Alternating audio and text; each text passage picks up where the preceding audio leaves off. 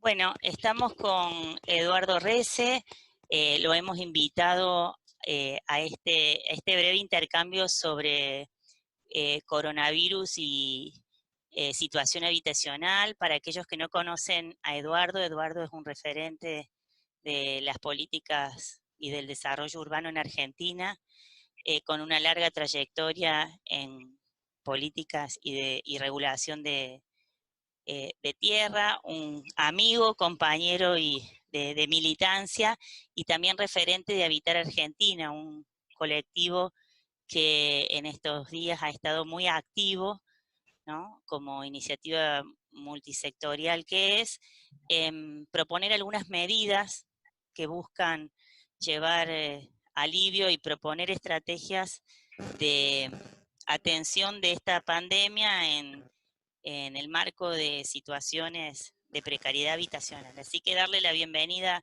a Eduardo, agradecerle la disponibilidad de que podamos compartir este material con alumnos, docentes de distintas facultades de arquitectura y de otras disciplinas del país. Y bueno, la primera pregunta, Eduardo, que podría iniciar este intercambio es cómo encuentra esta pandemia, el COVID-19, a la Argentina en materia habitacional, ¿no? ¿Cuál sería tu diagnóstico, el diagnóstico que se hace desde las organizaciones y desde los equipos académicos sobre esta situación? Bueno, hola Daniela, hola a todos y todas. Muchísimas gracias por la invitación. Bueno, esta primera pregunta tiene que ver básicamente con analizar muy brevemente cuál es la situación de la Argentina en materia urbano-habitacional, que como ustedes saben no es de las peores de América Latina, pero tampoco tiene grandes virtudes para mostrar, ¿no? Es decir, por un lado tenemos un déficit, como ustedes saben, que sigue rondando o está hace ya un par de periodos intercensales clavado en unos 3 millones y moneda de hogares. Eso es más o menos un 30% de la población y como también saben, o muchos y muchas deben conocer, ese déficit se distribuye en aproximadamente un 70% de familias que viven situaciones de precariedad solucionables, es decir, que no es que necesiten una vivienda nueva, y un 30% aproximadamente que efectivamente necesitan una unidad completa, urbanizada, nueva, llave en mano. Eh, Ahora bien, esta es la situación antes de la pandemia. La pandemia agrega una cuestión muy importante, que es que una de las medidas más importantes para cuidar la salud de las familias frente a esta situación pasan en gran medida por las cuestiones de hábitat. Algunas pasan por el tema de higiene, con la política de servicios públicos que tengamos en nuestras ciudades, y la segunda, el tema del aislamiento, que tiene que ver obviamente con las comodidades, con la habitabilidad de cada una de las viviendas. Con lo cual, la verdad que un primer ataque al problema de la pandemia es una política de hábitat muy fuerte. No es solamente esto un problema entonces de salud, que lo es, o perdón, de políticas sanitarias, que lo es, no es solamente un problema atado a la supervivencia de las familias, que lo es también, porque en la cuarentena obviamente muchas familias han perdido sus ingresos, sino que se agrega una tercera cuestión, como es tratar de pensar una política de hábitat que dé cuenta, que dé respuesta a estos dos problemas centrales que nos presenta la pandemia, es decir, la higiene, el acceso a los servicios, etcétera, y la habitabilidad y la confortabilidad, o las condiciones por lo menos adecuadas de vida en las viviendas. Y en esto Esos vuelvo a serían insistir, como los nos... dos, perdón, Eduardo, esos serían Sí, como claro, los grandes desafíos que plantea que nos hoy, presenta la... sí, Exacto, el COVID, digamos, en estos contextos, ¿no?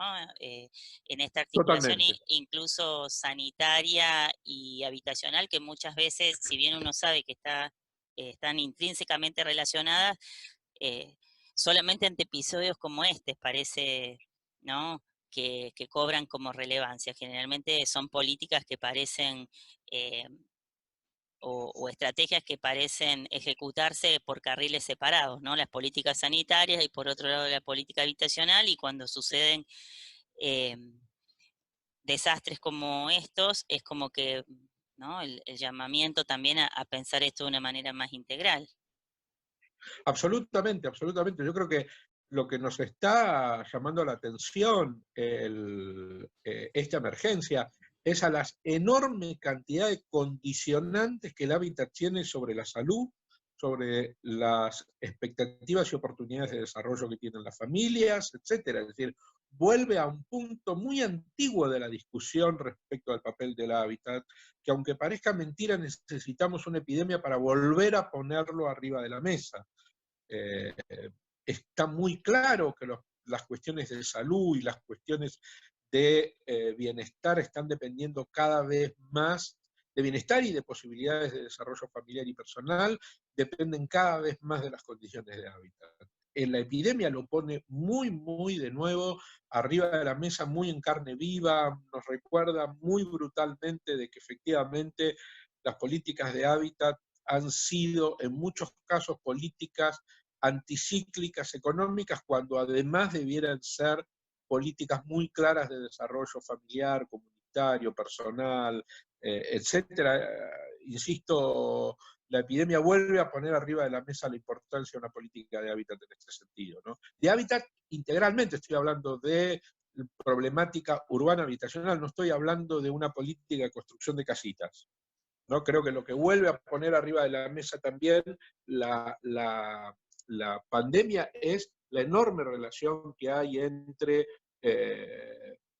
vivienda adecuada, pero vivienda adecuada entendida con todos sus servicios, con el acceso al trabajo, a la educación, a la salud, es decir, con una concepción de hábitat muchísimo más integral. Y en ese sentido, Eduardo, ¿cómo fue que las distintas organizaciones, también Habitar, empezaron bueno, a articular acciones? Si bien es un colectivo que viene trabajando desde hace muchísimo, bueno, ¿cómo fue esa articulación en torno a la pandemia y cuáles fueron o cuáles son las estrategias y las iniciativas que ustedes o se fueron acercando a nivel de políticas para, bueno, para abrir caminos posibles, ¿no? Para encontrarle posibilidades a esto. Sí, bueno, como vos decís, Habitar Argentina es un colectivo conformado ya hace muchos años, concretamente en octubre de este año es un colectivo que va a cumplir 10 años.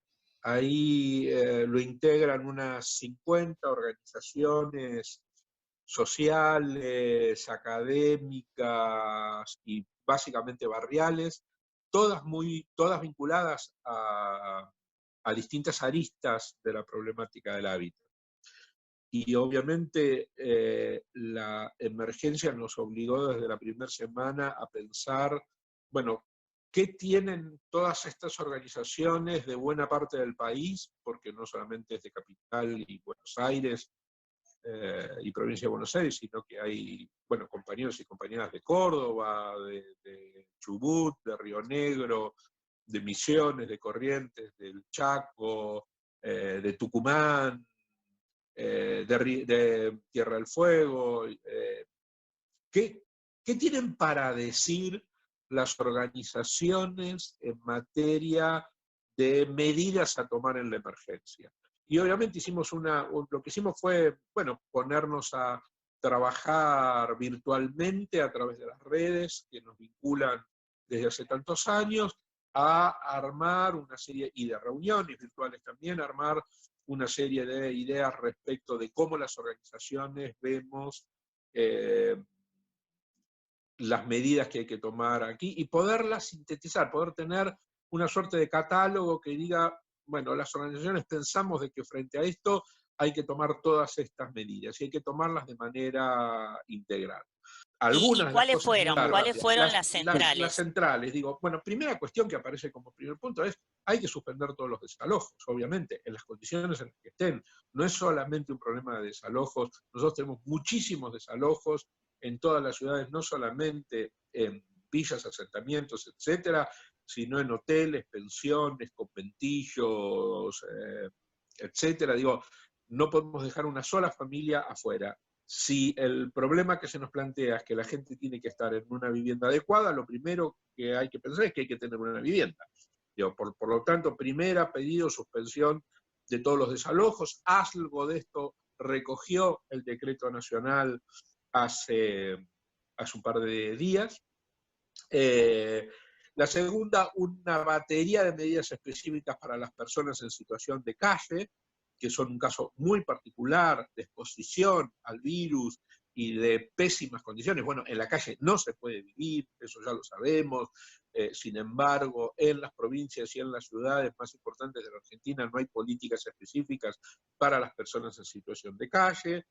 Hay una batería de medidas para el tema de los inquilinos en el mercado formal, que no están pudiendo pagar expensas, no están pudiendo pagar los alquileres. Tenemos un problema también muy serio con los contratos que se vencen durante estos meses de la emergencia. Algunas de estas cosas también recogió el decreto nacional de hace un par de días. Una serie de medidas específicas para las residentes, para las familias residentes en hoteles familiares, en pensiones, en conventillos, etcétera. También un quinto punto tiene que ver con algunas medidas para las familias hipotecadas por el sistema de indexación a través de UVA. Y obviamente el punto más largo tiene que ver con las acciones en los barrios populares, porque como ustedes saben, no es posible mantener o cumplir todas las condiciones de aislamiento en los barrios populares como sanitariamente sería deseable. Y en general, muchas de las recomendaciones respecto al aislamiento son recomendaciones para familias de sectores medios que pueden quedarse en su casa, que pueden aislarse, etc. Los sectores populares en Argentina tienen la calle, la vereda como una extensión de su casa, precisamente porque las condiciones de vida en sus propias residencias son en muchos casos enormemente precarias. Hay una cantidad enorme de cosas que estamos proponiendo ahí, sobre todo el tema de las redes de emergencias sanitarias para poder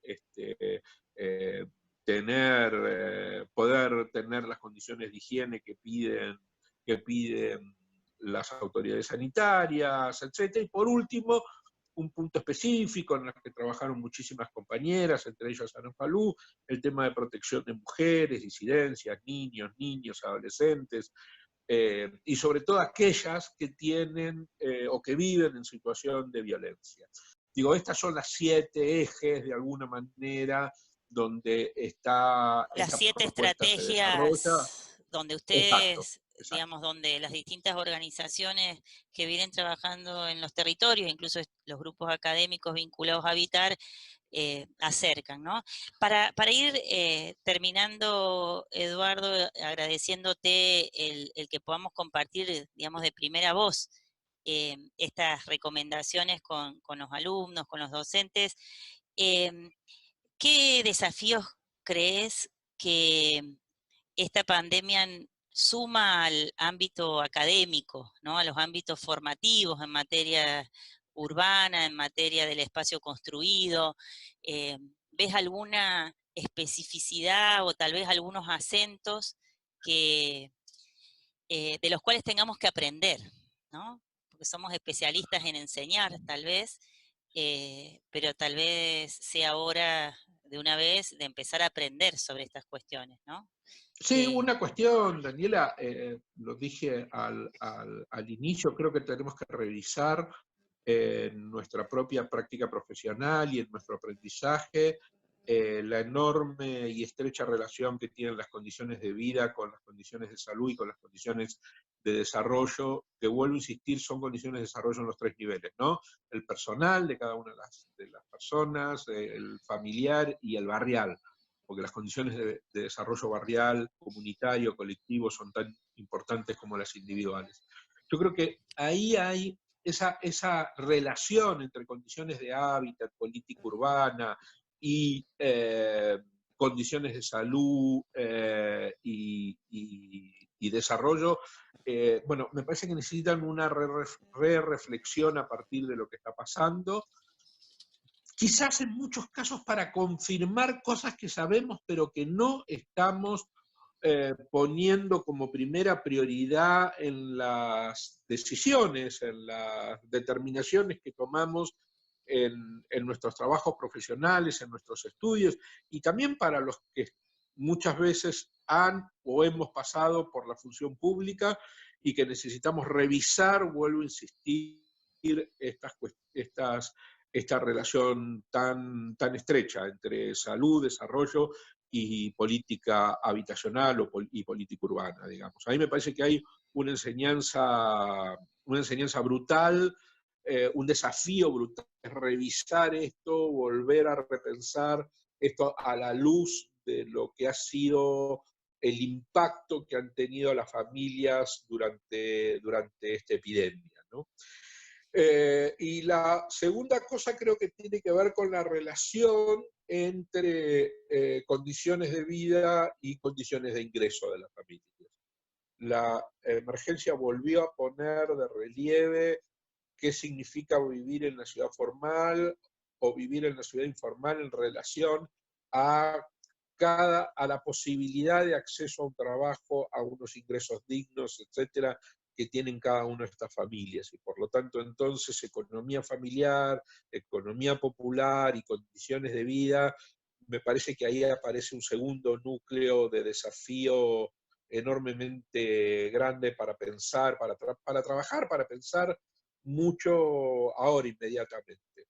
Porque por otro ¿Cómo? Ah, lado, perdón, perdón, sí, sí. no, por otro lado, una última cosa, Daniela, solo digo, eh, creo que hoy estamos con la urgencia de empezar a trabajar, ya trabajamos sobre lo que creemos que habría que hacer en la emergencia, me parece que tenemos que empezar a trabajar en lo que habría que hacer en la posemergencia, ¿no?